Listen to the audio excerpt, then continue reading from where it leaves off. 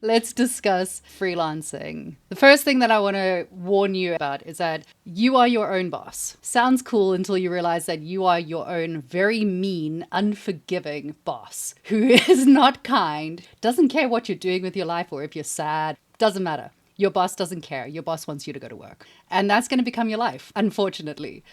Or fortunately, depending on how you view it. Personally, I love it. I love working and I love what I do. So I get up in the morning and there's a treadmill over there. I treadmill, and while I'm on treadmill, I'm busy watching a video so that I can learn something new, because honestly, I can't do one thing at a time, otherwise I get bored. And then I sit down and I start working, and I will probably finish work around 10 o'clock at night. It's not healthy.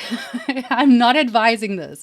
This is not me standing on a pedestal saying you should all work nonstop every single day. But I do firmly believe that when you really love what you're doing and you're really enjoying it, I don't view it as working. I love doing it. It's so much fun. For me, I've turned it more into a game than anything else, and I'm going to win it because I'm highly competitive. That's how I do it.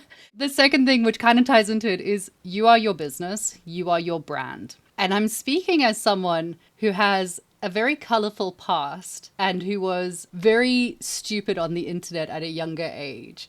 So this is speaking from experience's point of view.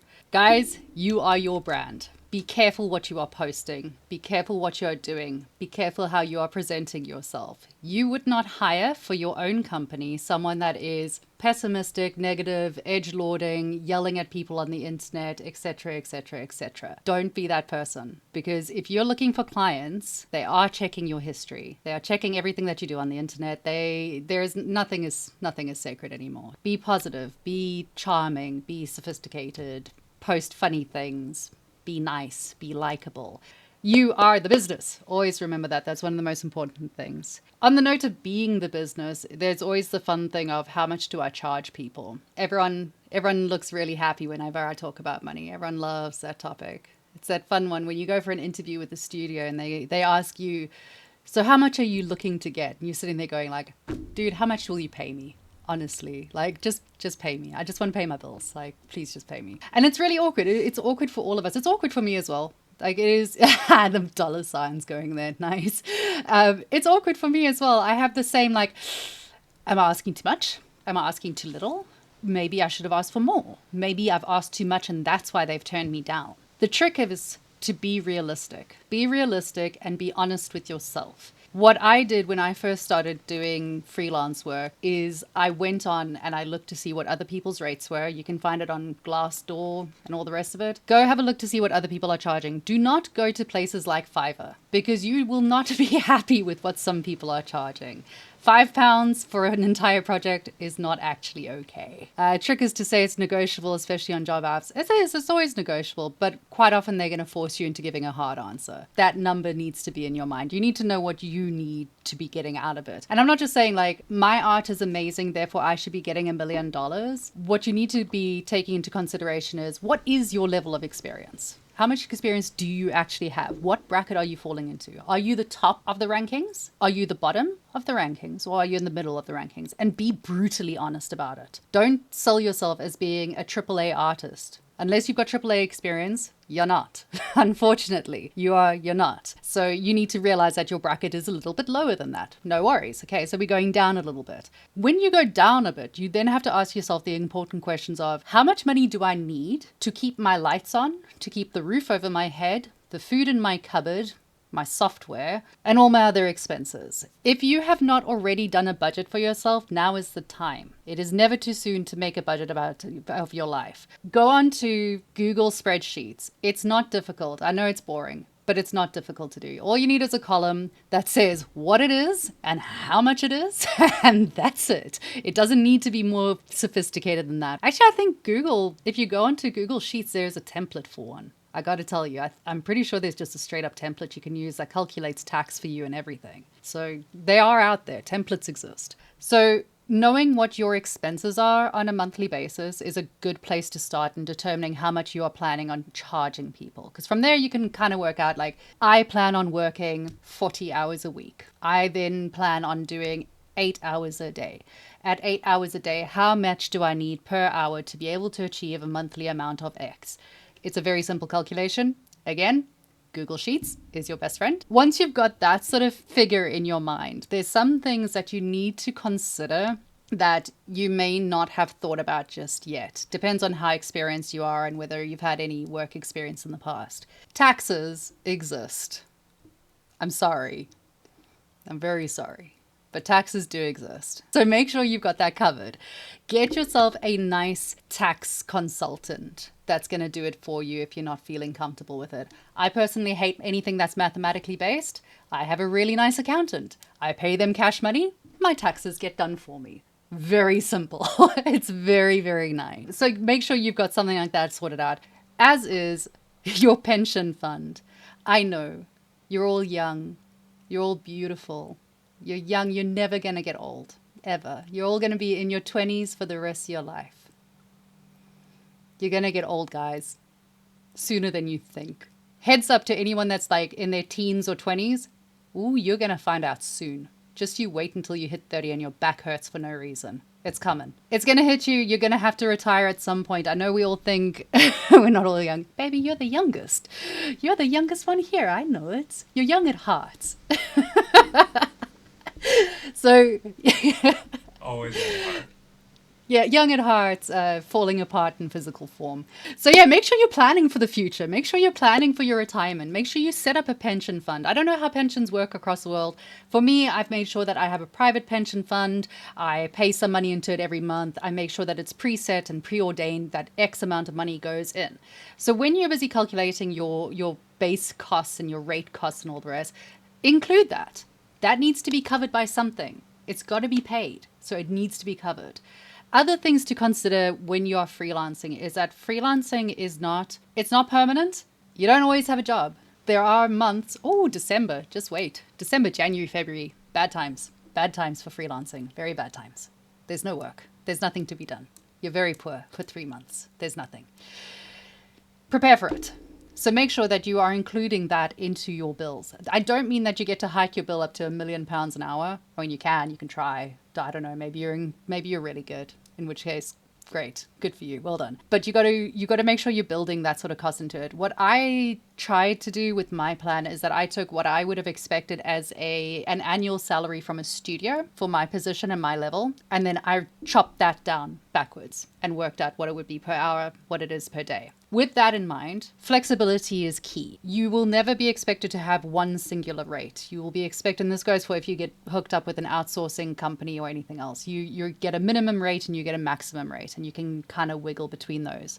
Do not ever undersell yourself. Do not ever underprice yourself. You have bills to pay. You have food to eat. You are still a human being, and you are still worthy of a decent salary. You are worth more than $3 an hour. That's it. Do not ever price yourself below that point. Don't sell yourself short. If you sell yourself short, you set the expectation that you are willing to do it over and over again. Don't do it. Do not work for free.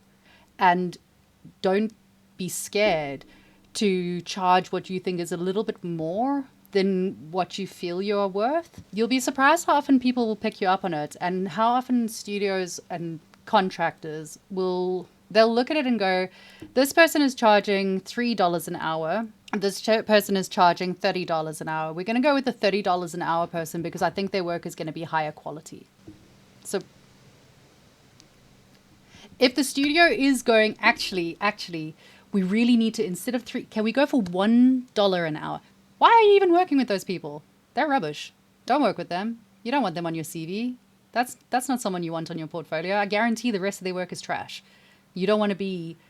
You know the saying, if you sleep with dogs, you get the fleas? Decide which dogs you're going to be sleeping with and which fleas you want to get. Whoever you're hanging out with, whoever you're with and around, that's who you're associated with for the rest of your life, especially in your career. So aim high, but aim realistic. It's a very delicate balance. All right, point number 4, branching out. You got to be everywhere. And it sucks. It's hard work. It is incredibly hard work, but you kind of got it. I'm going to talk about the elephant in the room, which is Fiverr. Everyone knows Fiverr. Everyone knows Upwork, Fiverr, those places where you can sign on and get less than minimum wage to do work. Yeah, it's not great. Yeah, less than minimum wage to compete against other people that may be from a country or a region where they can afford to be living at a far lower cost and therefore they charge a whole lot less. Yeah, it's not great. It's not lovely. I personally I'm on Fiverr, I'm on Upwork. My portfolios are there. I don't access them and I don't really do anything with them. Every now and again I poke at it so that it still like refreshes and people see that it exists. I don't really engage with it too much because anything where it's like Facebook. If it's free, you are the commodity, except they just charge you anyway. They charge you to apply to jobs. What? What? What is that? Shocking. So, if you want to bypass having to pay to apply for something that's probably going to turn you down, you got to make yourself visible. And this spirals us all the way back to what all of these talks are always going to be about networking. Networking is vitally important, guys. You have a higher chance of success. You have a higher chance of getting contracts if you know someone who knows someone who knows someone who recommends you. My first ever freelance job was recommended. Someone that I knew recommended me for the position. I got picked up. I then brought on two other people that I knew to the same studio. So we all ended up working there. Very, very nice. Same thing has happened recently where one of the people I know is working a contract. They needed a rigger, so they got hold of rigger and in they go. You've got a very good chance of success if you network and you network efficiently and correctly. That means LinkedIn, my favorite. I love LinkedIn. LinkedIn, Instagram, I don't know, Twitter, whatever. Go and be present. Go and be on those things. Make sure that you are sharing. And this brings us back to point number 1 and technically 2. You are the boss and you are the brand. You are your own boss. How much effort you put into it is how much you're going to reap from it. How much you're going to build your brand is how much you are going to get from this. By making sure that you are consistently posting across multiple platforms, people are going to recognize you and know that you exist. The only reason that I've got the recent opportunity to be working directly with Maxon and ZBrush, small plug there, is because I am all over everything all the time. Annoyingly, literally. I think I got the position with ZBrush purely because I annoyed someone enough until they gave up and they let me join. Not even joking. Working on your portfolio and making sure your portfolio is up to date, really good, competitive, aimed and targeted towards what you want to be working with. Try to identify that before you get started. Like, I mean, I'm a stylized artist. I'm never going to get work as a realism thing. But that's also okay with me because I don't really want to do realism. I like working in stylized format. So try to tailor yourself accordingly. But just be aware of it. Your work is always being judged all the time by everyone. Number 6. No man is an island. I would not be in the position that I am in now, which is really favorable at the moment. It can change, but touch wood, right now I'm in a good position. I wouldn't be here if I had tried to do it all by myself. I have been incredibly lucky that the people that I met through CG Spectrum have been kind, supportive, there for me when I needed to rant about things, there for me when I needed to ask questions. Carmen is there for me when I go, Carmen, how did you do that weird stitching thing that you did in Substance? And can you send me the file because I don't want to figure it out for myself. Making a network of friends and people that are there to help and support you is vital. It is. There is no other thing. There's no comparison. You need it. You need it in your life. Let's talk about working for experience is only worth it if the experience is worth it. What the hell does that mean? If you join a team, and please, I know this is going to be a touchy one. If you join a team of artists who decide that they want to make a project and they're going to sell a game, be careful which team you join. Make sure you are joining a team where you are going to learn, grow, and develop. Your time is your best commodity, and if you are giving your time to a project for no money, you need to be getting something back from it. I know, I sound like the most materialistic bitch in the world, but it's true. But it's true. It's 100% true. And the other side of that, the flip side of that little statement, which is going to hurt feelings, be careful that the team you joined is not all students who have never worked in the industry before and don't know how to launch a game because the game is never going to launch. Sorry. I'm so sorry. I know. I'd say never 5% chance it's going to launch, but good chance that it won't. If you are looking for something that is a long-term investment of your time, where you're working with a team to get this experience and they're not paying you, there are teams out there, especially at the moment, there are teams out there with AAA vetted industry professionals that are starting teams. Join them. Find them. There is an incredible Discord server called Work with Indies. Go make friends with those people. That is how you get onto a team, and I'm not in any way disparaging the amount of experience and skill that people from CG Spectrum or other students have. What I'm saying is that it is a different ballgame when you're actually in the field or when you think you're in the field. If you are actually in the field and you've got people that actually have the experience, that know how to do pitch decks, communicating with publishers, all of those nasty things that none of us actually know about, that's going to make or break whether or not your team succeeds. It is a difficult market, a really, really difficult. And I'm using games as an example because that's the ones that I'm most familiar with. To get your game to an actual publisher scene is a whole drama in and of itself. Be aware that it takes months to get a vertical slice together. It sounds really cool when someone says vertical slice and you think, vertical slice, 3 weeks, maybe 4. How difficult can it be? I can work. You can, except you're also, as a freelancer, promoting yourself, applying to jobs, speaking to your network, making sure you're visible, all of those other things that we've previously spoken about. And now you've also got to dedicate time to something that you're not getting paid for. Be very careful about who you join. Just gonna leave that one floating right there. The same thing applies to our favorite, working for exposure. Now, working for exposure, I am not the right person to talk to because I'm doing this for exposure. I am working for exposure in many different things. But again, I'm very picky about where I'm working for exposure because I will only work for places and do things for places that are reputable, credited, make me look good. In the same way that I'm going to give to them, they are giving to me. And you've got to make sure that you're balancing. Don't work for the exposure of your aunt's wedding needs a photographer. That's not the exposure you need. AAA veteran from Blizzard phones you up and says, I need someone to do a splash art. I can't afford to pay you. It's for a game that we got coming out in a few months. Do you mind? Yes, no problem. Let's do that. That sounds great. I would love to do that for free. Yes, get my name out there. That's marvelous. Let's go. Don't always work for exposure though. Once you've got your exposure, monetize it. You should always, as a freelancer, you've got to be ruthlessly analyzing and working out how to make money out of things. You've got to spot the opportunities in everything that you're doing. If there is no opportunity for you to grow, develop, learn, engage, have a bigger network, earn money, don't do it. You're wasting your time. You cannot understand how few hours in a day you have. 24 hours is not a lot of time. There's 52 weeks in a year. It's not a lot of time. You got to keep moving. You got to keep working. And if you are doing something where you're not actually gaining from it, if you're not getting anything from it, I sound so evil saying this. Don't do it.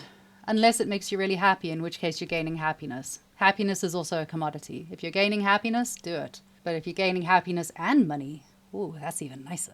Invoicing.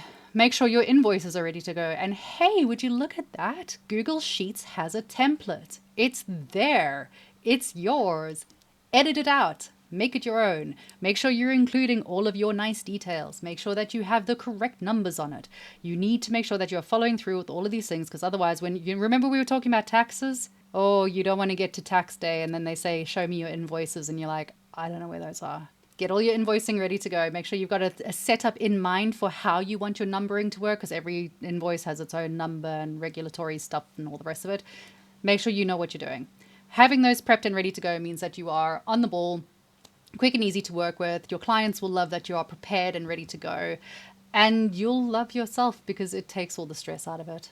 Just have it set up. It's much nicer. My final point, and I've already discussed this, but I'm going to stress this even more so. Be prepared for dry periods. Be prepared. There are going to be sections where you get no work. You're going to be struggling. Freelancing can be very lucrative. You can make a lot of money freelancing. You can also end up very poor freelancing. And you need to prepare for all outcomes. Just because 1 month you get paid 10 grand doesn't mean that next month you're getting paid 10 grand. It means that next month you're getting paid nothing. Keep that in mind. Just think. Just be like, right, next month I get nothing. Nothing at all. So I need to now squirrel my money, save it, and make sure that I'm okay. That's how you live.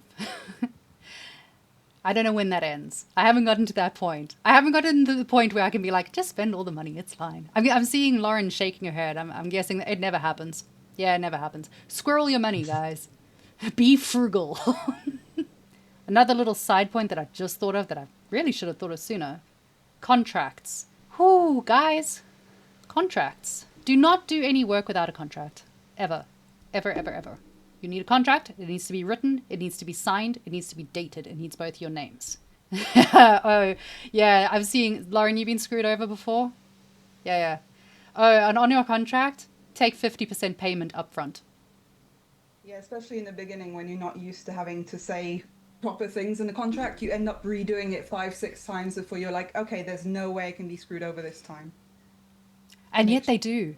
They'll find a way. They do. Yeah. I highly recommend whatever you're doing, payment upfront is preferable. If they're not willing to pay upfront, half upfront, half at the end. Hold on to your deliverables. Do not give them anything until they have paid you, ever. And make sure you include how many iterations you are willing to do.